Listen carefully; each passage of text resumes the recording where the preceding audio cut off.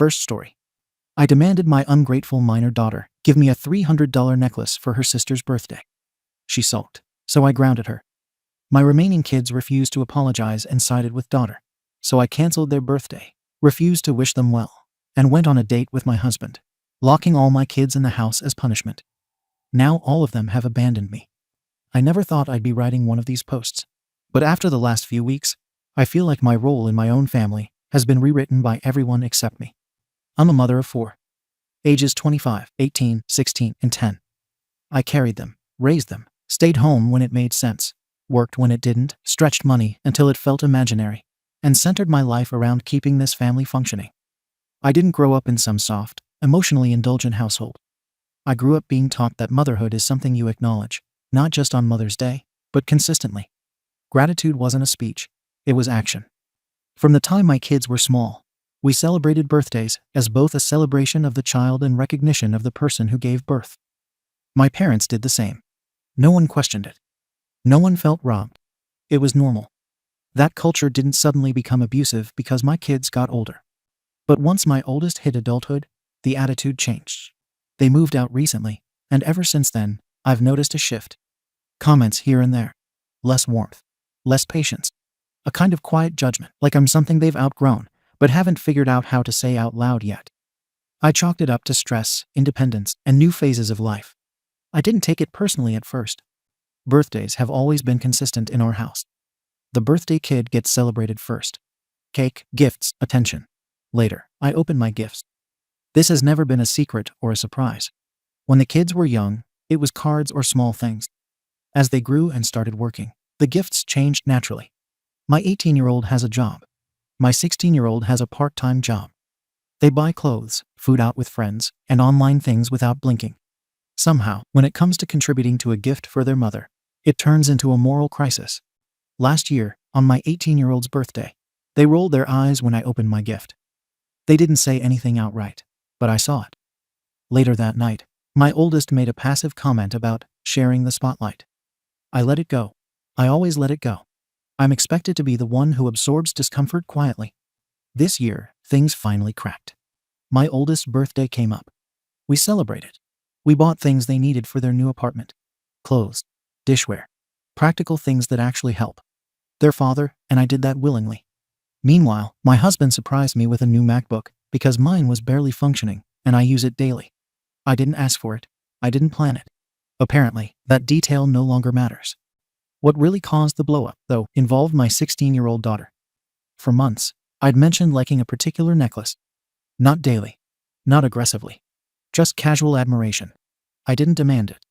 I didn't threaten disappointment. I didn't sit her down and make a speech. But I did expect that, between my working children, something meaningful could be done. What I didn't know was that my oldest had got involved. My 16-year-old was nervous. She's always been sensitive and easily influenced. She went to her older sibling instead of me. And instead of guiding her to talk to me, my oldest decided I was some kind of problem that needed confronting. On the day of the celebration, everything seemed fine at first. Cake, gifts, family. Then, after gifts were opened, my oldest pulled me aside. I was told I was being ridiculous. I was accused of pressuring their sister, of making birthdays about myself, of being greedy, of expecting too much. I was shocked more than anything. This wasn't a question. It wasn't concern. It was an attack wrapped in righteousness. Years of resentment poured out in one go, framed as concern for the younger kids. No acknowledgement of tradition. No recognition of intent. Just judgment. I cried. Not as a tactic. I cried because I was hurt and embarrassed and blindsided in my own home. My husband stepped in. He asked my oldest to leave. That's now being labeled as kicking them out. I see it as removing hostility from the situation. After that, things spiraled. My 16-year-old doubled down on the idea that she had been pressured, but only after hours of talking to her older sibling. I grounded her. Not because of the gift itself, but because she had gone around me, painted a one-sided picture, and fueled a situation instead of speaking directly to me. I don't run a household where kids play adults against each other, and then act shocked when there are consequences. That grounding has now been added to the list of my supposed crimes. Since then, my oldest has been calling, texting, and demanding explanations. I haven't answered. I needed space. Instead of allowing that, They've decided silence proves guilt. Extended family noticed I was upset. I posted vague quotes online about motherhood, about feeling taken for granted, and about needing distance to think. I didn't name anyone. I didn't start anything. People formed opinions based on their own experiences with me and what they observed over time. Now I'm being framed as someone who thrives on attention and money, while somehow ignoring the reality that I've spent decades putting everyone else first. What hurts most is being told that wanting acknowledgement from your own children makes you selfish. That expecting adults to contribute to meaningful gifts means you're exploiting them. That grounding a teenager for feeding family drama is somehow abuse. It's been over 2 weeks. My oldest still hasn't apologized for the way they spoke to me. Instead, family members are telling me to fix it because I'm the mother, and that's apparently my sole responsibility. And yet, somehow, I'm expected to sit quietly and accept being painted as the problem. Things didn't start falling apart because of a necklace.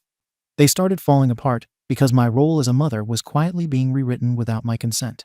And the moment I pushed back, everything exploded. My younger kids avoided me. My husband stayed close, but didn't push.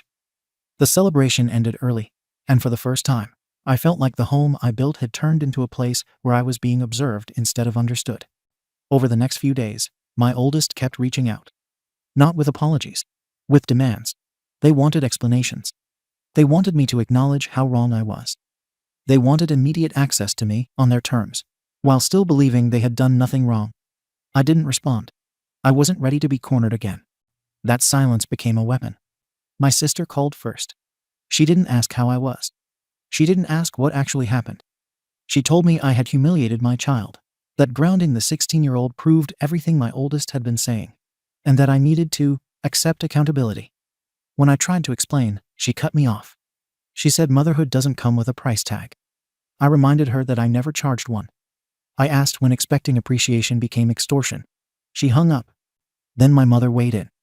She told me I was being dramatic, that I should have swallowed the insult and moved on for the sake of peace. When I pointed out that she raised me to value gratitude, she said this situation was different. I asked how. She didn't answer. Meanwhile, my 16-year-old became distant. Not angry. Cold. She started parroting phrases that didn't sound like her. She told me she felt manipulated. That word didn't come from her. It never had before. When I asked her what she thought manipulation meant, she couldn't explain it. She just knew it applied to me now. That cut deeper than anything my oldest said. My husband stayed out of it publicly, but privately he was furious. Not at me. At the way things were being twisted. He reminded me of past incidents I had brushed off. Like 2 years ago, when my oldest refused to sign a card for me because it felt forced. Or the time they loudly joked at a family dinner that they'd need a spreadsheet to keep track of how much I expected back for raising them. I remembered laughing it off at the time. I wish I hadn't. There's this idea now that once children turn 18, parents are no longer allowed to expect anything. No appreciation. No respect. No acknowledgement. Just quiet, unconditional support until the end of time. And if you say otherwise, you're labeled as something broken. I didn't raise my kids to fear me. I raised them to participate in family life. To understand that relationships involve contribution. That care goes both directions as people grow. What's being ignored is that my oldest didn't just object to a tradition. They attacked my character. They questioned my intentions. They framed me as someone who uses motherhood as leverage. And now they're shocked that I don't want to engage on their schedule. I still haven't spoken directly to my oldest. My 16-year-old is still grounded, though the terms have softened. She goes to school, sees friends, and lives her life. The grounding isn't revenge. It's a pause. I won't pretend everything is fine while resentment is being nurtured behind my back. Extended family have chosen sides. I'm apparently the common enemy now. The mother who asked for too much. The one who ruined a birthday. The one who made it about herself. No one asks why my feelings don't count. No one asks why being spoken to that way was acceptable. I've replayed the conversation in my head more times than I can count. I know I wasn't gentle.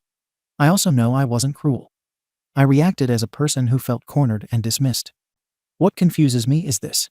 If I truly were all the things they're calling me, why did this take 25 years to surface? Why was this the moment? Why not earlier? Why not when they still lived at home and saw me daily? I don't think this is about a necklace or a MacBook or even birthdays. I think this is about my oldest deciding that adulthood meant rewriting the story. and I refuse to quietly accept the version where I'm reduced to a cautionary tale. So now I'm here, asking strangers because my family has decided the verdict already. Am I the arsehole for expecting my children to show appreciation in tangible ways? For correcting behavior I believed would create long-term damage if ignored? And for stepping back when I was attacked instead of immediately smoothing things over just because I'm the mother? Comments. Comment 1. The whole "we honor mom on our birthdays" thing might be cultural in your head, but for the kids it's basically been a lifelong tax. Kids don't experience it as gratitude. They experience it as, my day has a second set of requirements, and mom keeps score. The necklace detail matters because $300 isn't symbolic. It's rent money for a teen with a part-time job. And yeah, you can say you only hinted, but hints from a parent aren't casual when the kid knows the household mood depends on whether mom feels appreciated. That's why your 16-year-old went to the 25-year-old first, not because she's plotting, but because she didn't trust that coming to you would be safe emotionally. Also, grounding her for talking to a sibling is wild. You're basically punishing her for seeking support. That's going to teach her one thing: keep her feelings private and lie better next time. Dad buying you a MacBook isn't the problem. The problem is you equating "I birthed you" with "I should receive a gift every time you get one." Your oldest didn't handle it well, but I fully believe this has been simmering for years, and this was the day it boiled over. Comment 2. People keep zooming in on the necklace and missing the bigger machinery here. Your husband backing you up instantly plus extended family dogpiling online tells me this family runs on hierarchy. Dad kicked the oldest out during an argument. Then everyone lined up behind you like it was a court ruling. That dynamic didn't appear overnight. Here's what I think happened. The oldest moved out, got perspective, and realized how abnormal the birthday for mom 2 expectation feels outside your house. Then the sister confided in them about the necklace, and the oldest went into protector mode. Not executed well, but I get the impulse. Meanwhile, you heard, "I don't like this tradition" as, "I'm an ungrateful child who's erasing my sacrifice," and then you dug in harder. And the grounding. I'm sorry, but grounding a 16-year-old because she vented to her sibling reads like you're trying to seal the family system so nobody can compare notes. Teens talk. Siblings talk. If the tradition can't survive honest conversation, maybe it's not a tradition worth keeping. Also, your 18-year-old and 25-year-old have jobs or adult responsibilities, and you're still framing gifts like a duty. If you want appreciation, ask for time, help, a meal together, a letter, something that can't be priced and fought over. Comment 3. I can see how this got here without anyone being purely evil. You come from a background where honoring mom on birthdays was normal. You built your family around it. The kids grew up inside it, so it felt normal until adulthood. And then it started feeling heavy. Both can be true. Where you lost me is the $300 necklace expectation plus the grounding response. A 16-year-old with a part-time job shouldn't be sweating a luxury purchase for a parent. If she was stressing, the move was to take pressure off her, not punish her for telling her sibling. Grounding made it look like, don't talk about family stuff outside my reach. Even if that's not what you meant, that's how it lands. At the same time, the oldest handled it like a wrecking ball. If they had concerns, they could have talked privately before the party, not after gifts in the middle of emotions, and with an audience nearby. And the Facebook quote war is just gasoline. It turns a family dispute into a spectator sport. If you actually want this repaired, stop the money gifts expectation from the minors. Keep "honor mom" as a card, a handwritten note, a hug, breakfast together, or whatever. Let adults choose gifts freely without hints that have price tags attached. And talk to the 16-year-old directly, apologize for grounding her for confiding, and ask her what she felt. The relationship is fixable, but not while everyone's playing for points. Update. I didn't plan to write an update, but things didn't settle. They stacked. Each attempt to correct what I saw as damage only seemed to invite another layer of interference from people who don't live in my house, but feel entitled to weigh in. After my original post, I made a decision I still believe was reasonable at the time. I stopped inviting my 25-year-old to family events. Every event. Birthdays, dinners, holidays, casual get-togethers. I didn't announce it publicly. I simply stopped extending invitations. When asked, I said I was respecting distance. They wanted independence. I gave it. What I didn't expect was how quickly that absence turned into a rallying point. My 18 and 16-year-olds kept in contact with their older sibling despite everything that had happened. They compared notes. They rehashed conversations. They reframed my expectations through someone else's lens. I told them directly that continuing to center their older sibling in every discussion was making things worse. I asked them to keep distance if they wanted to remain part of this household without tension. They ignored me. That's when consequences stopped being theoretical. I told the 16-year-old the grounding would continue, longer than planned. I told the 18-year-old that support going forward would be reviewed month to month. Phone bills, gas money, extras. None of that was guaranteed anymore. If they wanted adult independence, they could practice it fully. Both reacted as if I'd committed some unforgivable act. I saw it differently. I saw two near adults who expected freedom without accountability. Around the same time, I doubled down publicly. I wrote a Facebook post. Not vague quotes this time. A real post. About raising children in a generation that sees gratitude as optional. About how parents are reduced to wallets and emotional dumping grounds. About how siblings interfere and rewrite family history once one moves out. I didn't use names. I didn't tag. But I didn't soften it either. Screenshots made their way back to me within hours. The 25-year-old blocked me everywhere. I expected that. What I didn't expect was extended family stepping in and demanding explanations from me, as if I owed them a press conference. Calls from cousins. Messages from an uncle. My sister again, accusing me of dragging family business into the open. I reminded her they were the ones discussing me publicly. She accused me of martyrdom. I hung up. At that point, I tried something else.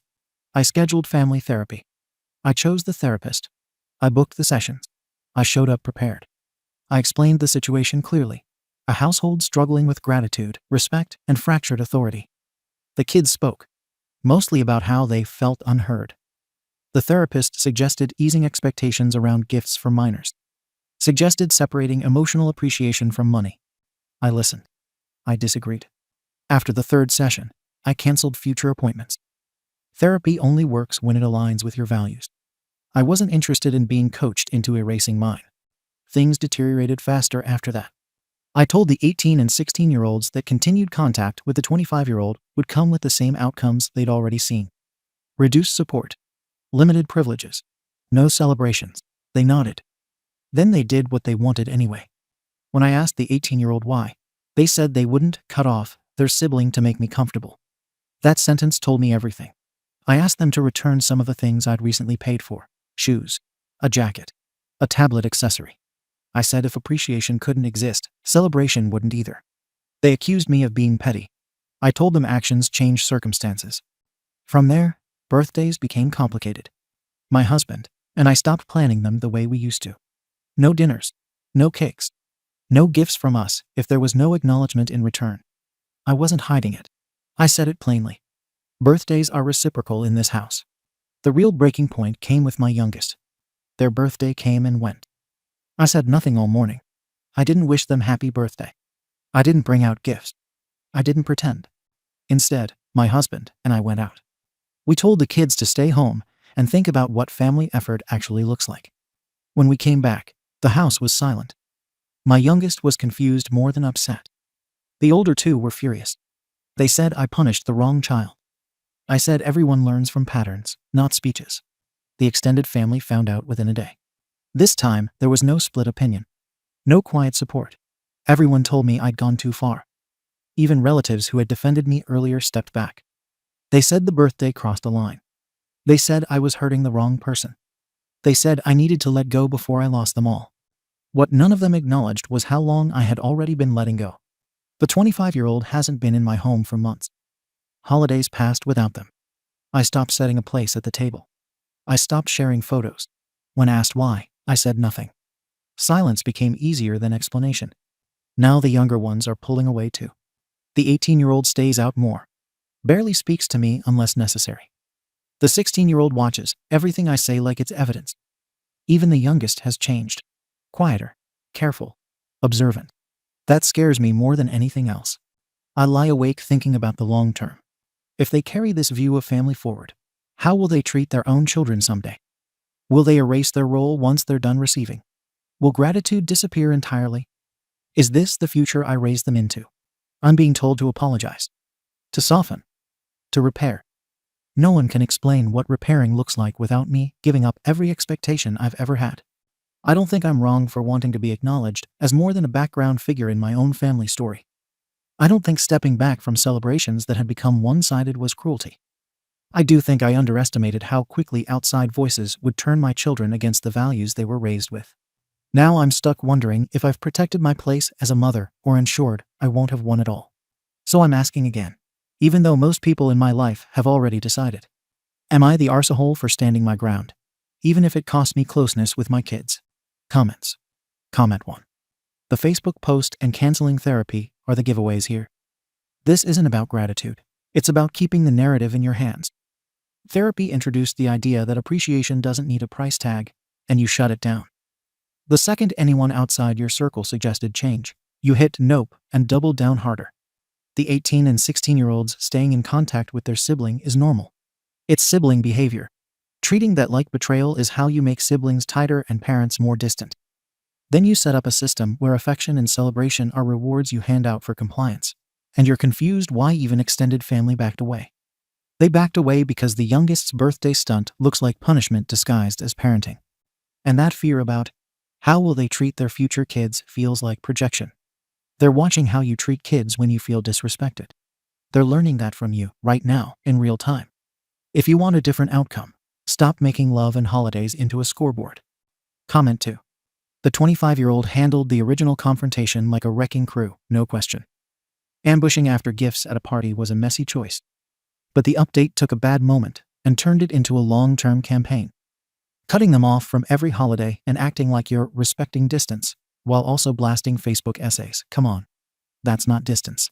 That's exile with commentary. The teens are doing what teens do, talking to the person who validates them. They're not going to pick mom over a sibling because mom threatened them with reduced support. That kind of pressure always backfires. Taking back gifts and turning birthdays into performance reviews is why they're disengaging. They're not against family. They're against being managed. Your husband being fully on board matters too. He's not a neutral party. He's enforcement. When two parents move as a unit and the kids feel judged constantly, the kids stop sharing, stop trying, and then they leave. You can stand your ground all day, but the prize at the end is estrangement and a bunch of Facebook quotes congratulating you for it. Comment 3. It sounds like what you wanted all along was reassurance that your sacrifice mattered, and instead of asking for that directly, you built a ritual around it. The problem is rituals feel loving when people choose them and oppressive when they're enforced. Once the kids started pushing back, you treated that like rebellion instead of communication. Cutting off holidays, canceling therapy, demanding returns on gifts, those aren't signs of confidence in your role. They're signs of panic about losing relevance. And the saddest part is you already had what you wanted at one point. They showed up. They participated. Over time they got tired, and instead of adapting, you punished the fatigue. That's how gratitude turns into resentment.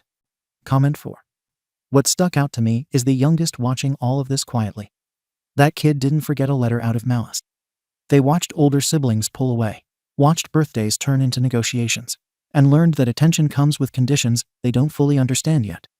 Kids that age don't process family effort. They process absence. You and your husband leaving on their birthday told them affection is fragile and depends on behavior they can't even articulate yet. Also, the fear about how your kids will treat their own children later feels ironic. They're learning right now that when someone disappoints you, you withdraw. That doesn't disappear with adulthood. It becomes the template. You're not protecting values. You're hard-coding a pattern that says relationships are safe only when everyone performs correctly. Update.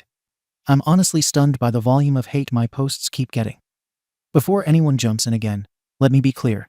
I am not some cartoon monster. I'm a mother who carried 4 children, wrecked her body doing it, put her needs second for decades, and expected acknowledgement from the very people who benefited from that sacrifice. That's it. That is the crime.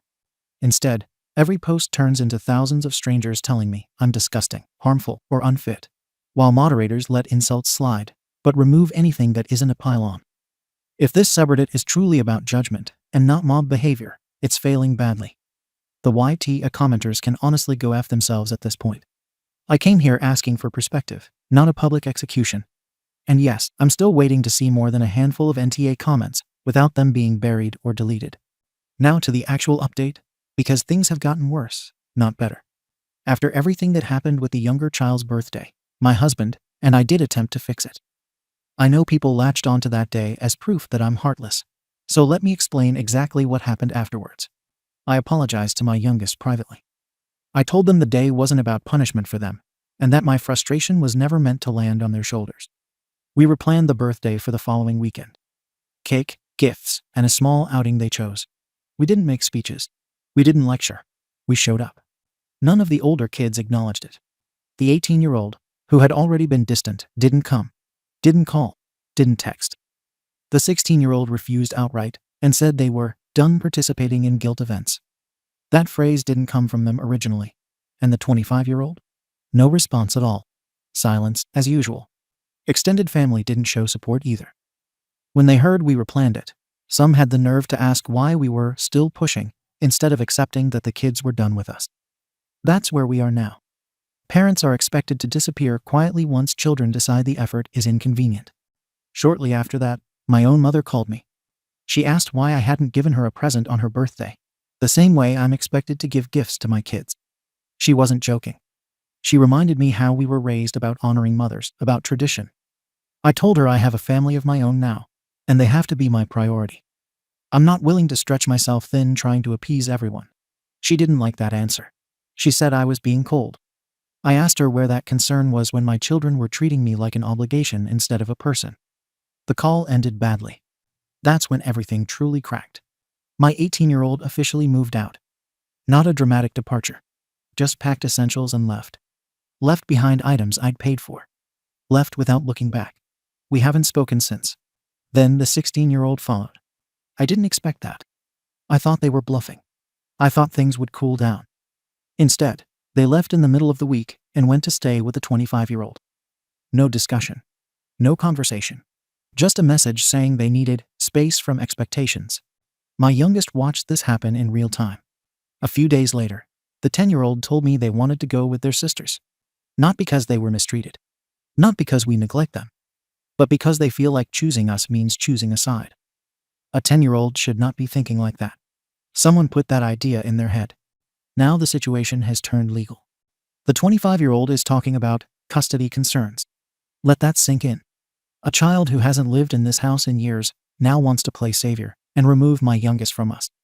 Extended family is backing them. My sister, my mother, even cousins who barely show up for holidays are suddenly deeply invested in my parenting. Everyone but us. People keep asking why I'm not bending, why I'm not apologizing again and again until the kids come back. What exactly am I apologizing for at this point? For asking for recognition. For expecting effort to go both ways once children are old enough to give it. I'm being told I prioritized ideology over relationships. No, I prioritized teaching my kids that gratitude matters. That appreciation isn't performative, but it does require action. Somewhere along the way, that lesson got twisted into a narrative where I'm demanding payment for childbirth. That's absurd. I've also seen people accuse me of abandoning my children emotionally. Let me be clear. I didn't leave them. They walked out. They chose distance over conversation. Every boundary they wanted was respected, right until they wanted access without accountability. My husband is devastated. People love to paint him as my enforcer. But the truth is he's watching his family fall apart while being blamed for supporting his wife. He keeps asking how asking for acknowledgement became grounds for exile. I'm scared now, yes. Not because I think I'm wrong, but because I don't recognize the world my kids are choosing to live in. One where parents are disposable once their usefulness ends. One where sacrifice is retroactively recast as manipulation. One where mothers are only allowed gratitude if they never ask for it. And still, after all this, I don't think wanting acknowledgement as a mother is wrong. So I'll ask again, despite the hate, despite the mods sleeping at the wheel, despite the comment sections turning into abuse chambers. Is it really so unforgivable that I wanted recognition from my children after giving them everything? Comments. Comment 1. If the 25-year-old is even thinking about custody, it's not because of one bad birthday. It's because there's a trail. People don't jump into legal talk casually unless they believe there's enough to justify it, or they've watched a pattern long enough to trust their instincts. And the fact the whole extended family is backing them tells me your version of events is missing pieces. Aunts and cousins don't usually throw their weight behind the oldest sibling unless they've seen enough themselves. The replanned birthday is a nice gesture on paper, but you still frame it like a transaction. We apologized, we did a redo, and they didn't reciprocate. A kid's birthday redo isn't supposed to be leverage. The 10-year-old wanting to leave isn't proof someone poisoned them. Kids follow where they feel emotionally safer. If two older siblings already fled and are saying, "Come with us," that's a magnet. You can be hurt by it, but pretending it's mind control is how you dodge the real question. What's it like living with you when you're disappointed? Comment 2. The husband angle is getting glossed over. Two adults operating as a united front can be stable, or it can feel like a wall. From the kid's perspective, they're not arguing with one parent. They're arguing with an institution. Dad backs every move. The house rules shift into moral judgments. And then Facebook posts go up framing the kids as ungrateful little gremlins. Nobody wants to crawl back into that. And the "I apologize to the youngest privately" part is doing the same thing your whole post does. Private repair, public punishment. The kids see the public stuff. The family sees the public stuff. The community sees the public stuff. You keep broadcasting, "I'm the victim," and then act confused when the 25-year-old goes nuclear. Honestly, if you keep posting and keep doubling down, the custody fight is going to turn into people dragging receipts out of the past. Family group chats, old posts, school staff, neighbors, all of it. If you want to keep the 10-year-old, stop feeding the narrative machine. Comment 3. That "mods are failing and YT a commenters can F themselves" paragraph is exactly why people react the way they do. You didn't come for perspective. You came for validation and a scoreboard. The second the crowd didn't clap, you decided it was corruption. Same pattern in your house. If the kids don't perform gratitude the approved way, you punish, withdraw, rewrite plans, then act shocked they leave. Also, the "I wrecked my body" line is doing a lot of work here. Plenty of mums wreck their bodies and still manage not to turn birthdays into a debt collection holiday. The wild part is you finally used the phrase your kids needed to hear. "I have a family of my own now. I need to keep them first." And you said it to your mom, not to your kids. Your mother got the independence speech. Your kids got consequences. That irony is loud. Comment 4. "I sacrificed my body" doesn't grant lifetime emotional royalties. That mindset is exactly why your kids ran. You frame motherhood like a loan with compounding interest, and now you're shocked everyone defaulted. And when they didn't pay, you raised the penalties. Fewer celebrations, pulled support, public posts, and legal talk circling. That's not parenting in distress. That's a pressure campaign. What really sealed it was how fast you accepted losing the kids once they stopped agreeing with you. No desperate "come home," no real bending, just they chose distance. People notice that. Kids notice that. The family didn't side with the 25-year-old because they hate you. They sided there because your response to conflict is withdrawal dressed up as principle. Right now it doesn't look like you want your kids back. It looks like you want to be right even if the house is empty. Update. I'm keeping the ages the same to maintain continuity. I've gone back and forth about whether to write this. Part of me knows it won't change anyone's mind. Another part of me is tired of my story being told by everyone else, while I'm reduced to a headline. Toxic mother loses kids. I'm writing this because this is the end of the road, whether people like how it looks or not. After my last update, things stopped being emotional arguments and became legal reality. When the 25-year-old started pushing the idea that our youngest should live with them, my husband and I didn't shrug and walk away. We fought. Hard. We hired a lawyer. We showed up to hearings.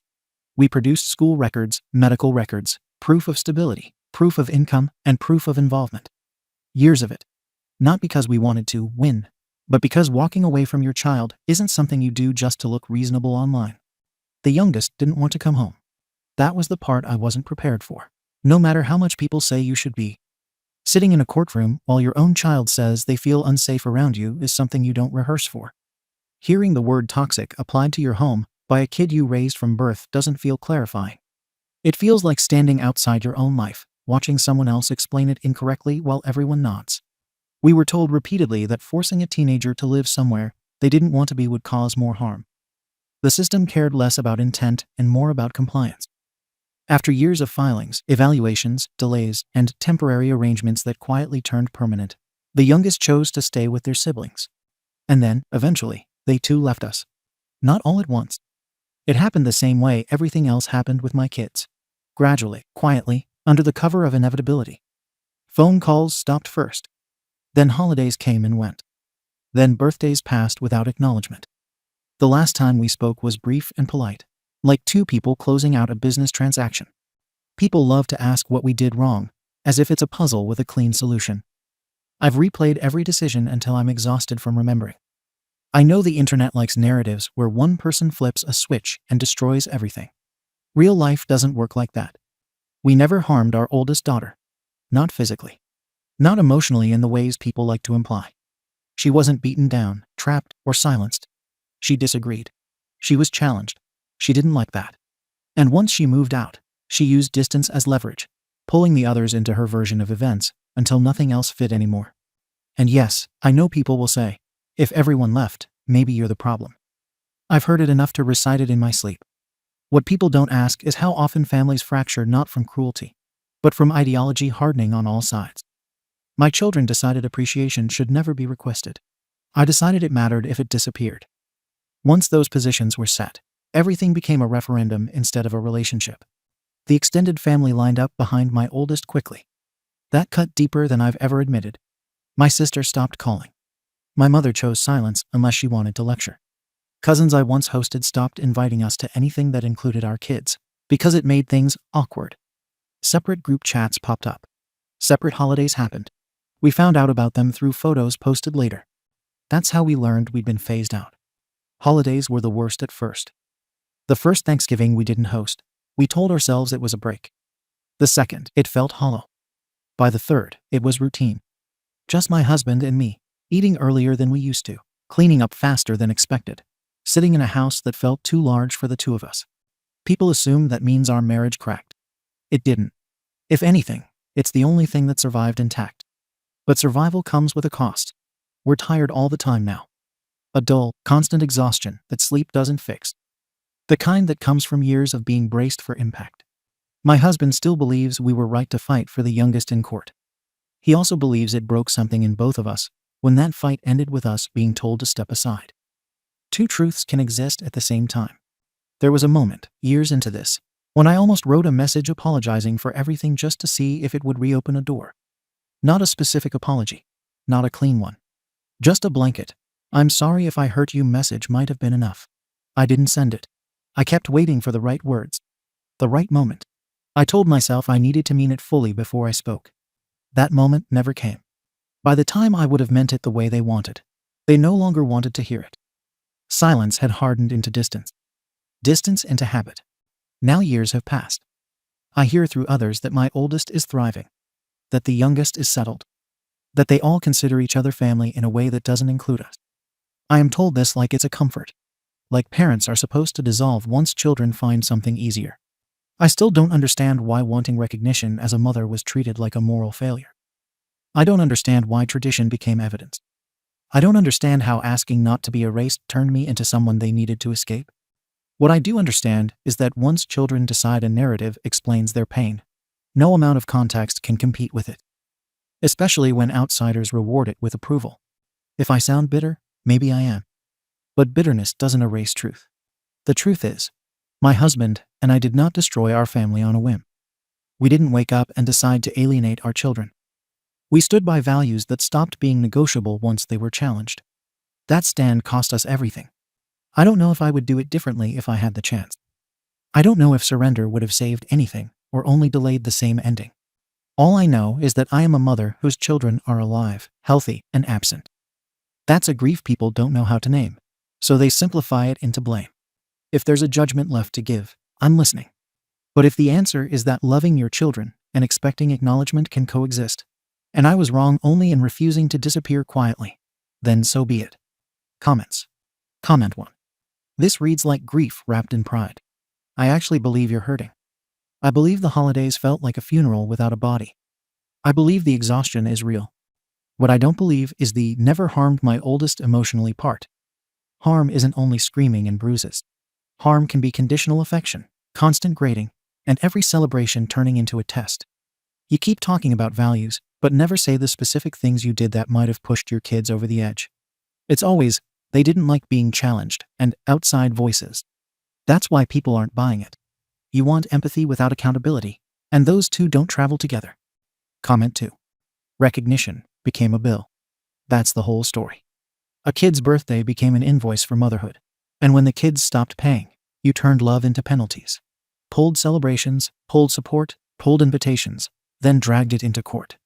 Also, the husband being the only thing that survived makes sense. Because the two of you formed a sealed unit. Couples can do that when they feel attacked, but it leaves kids on the outside looking in. The youngest didn't leave because they hate you. They left because the house had turned into a place where they were always wrong by default. Nobody stays in that. The sad part? If you'd ever said, "I'm scared I don't matter to you," instead of "prove I matter," you might have gotten something back. Now it's years later, and all you have is a story where everyone else is the problem. That's convenient. It's also why this ended the way it did. Second story. My so-called family chose to host my ex, who betrayed me by hiding that she was a lesbian. So I went to my homophobic ex's home for Christmas, and am dating my ex still now. My family claims I'm embarrassing them. Basically, we split after she came out as a lesbian at the start of 2025. We're both 42 now, and we've been together for nearly 17 years. I wanted no contact with her, which I've been able to avoid relatively well. My family had a relationship with her, which I can't avoid. Their excuse is that she's been in their lives so long she's part of the family herself. But it hasn't affected me up until now. My ex and her own family always got along, and I had a great relationship with them myself. Particularly her mom.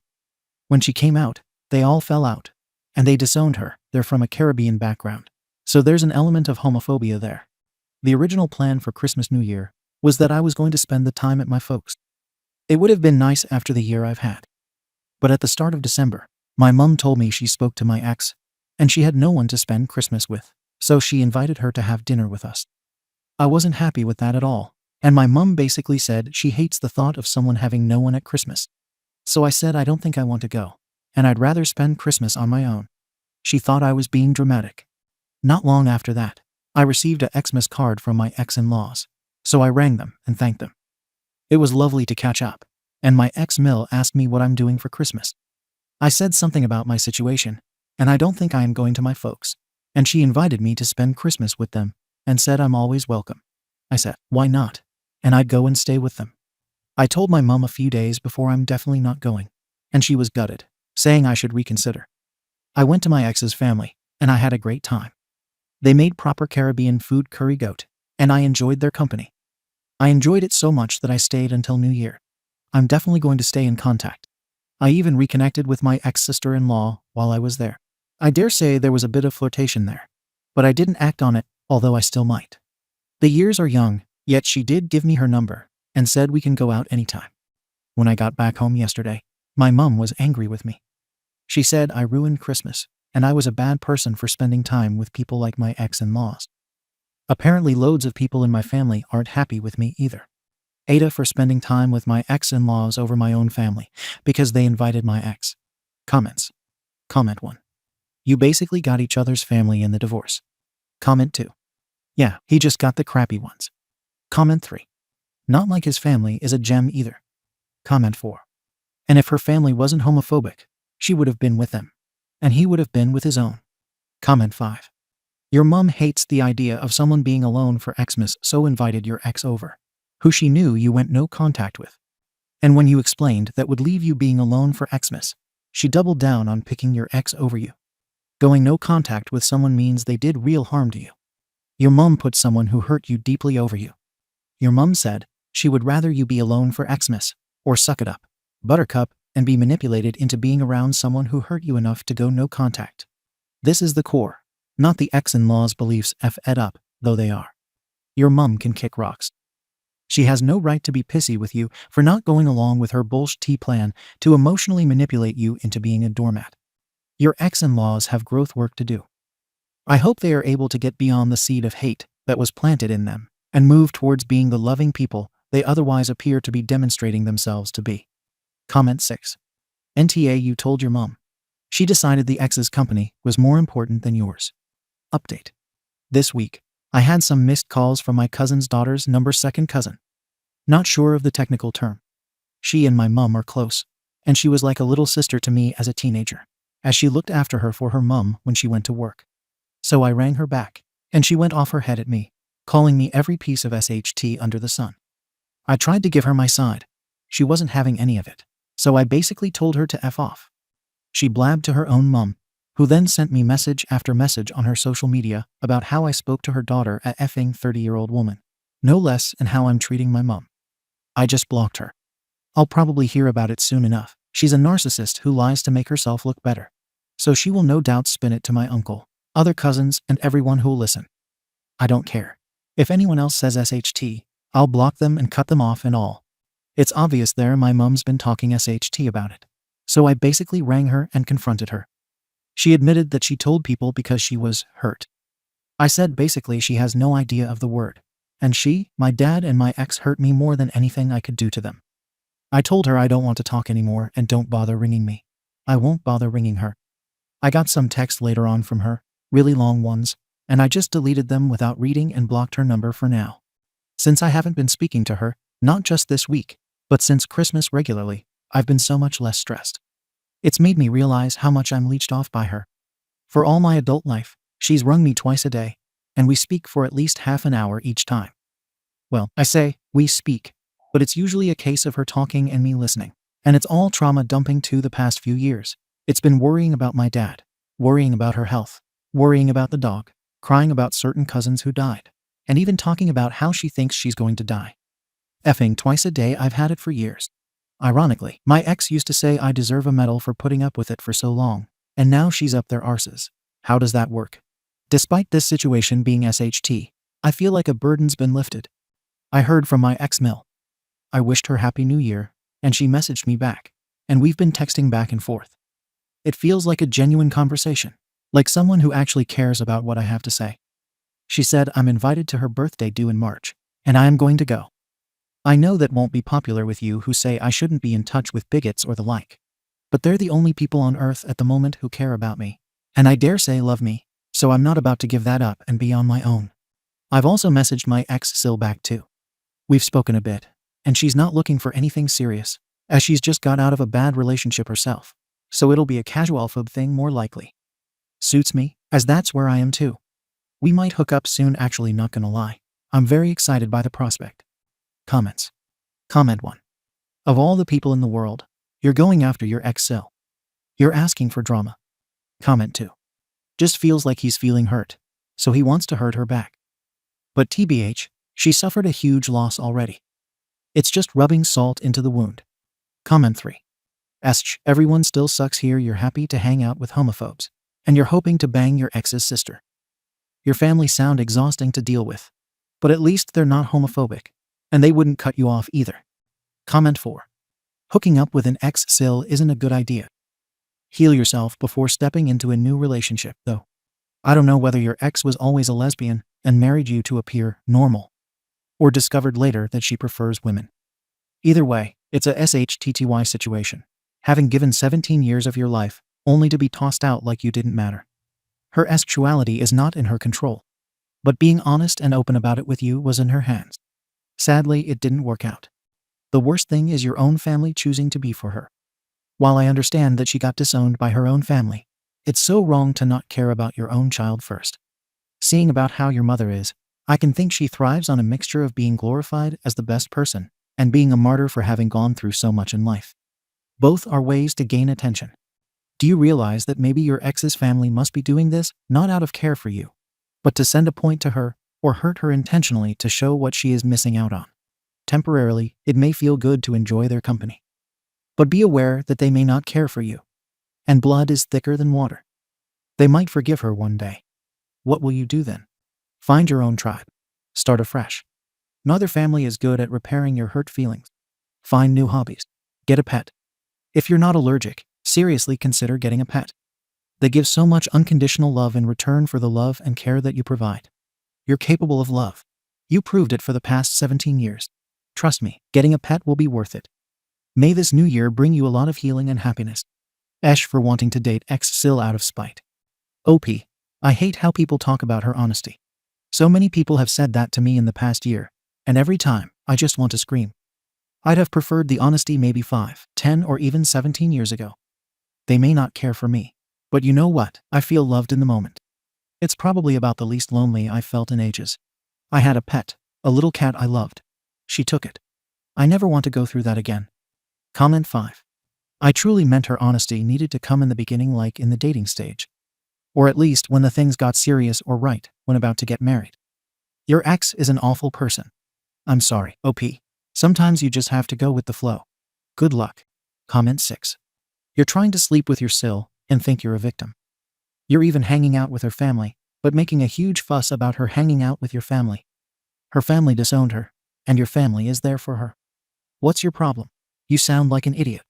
No wonder your relatives think you're a jerk. OP.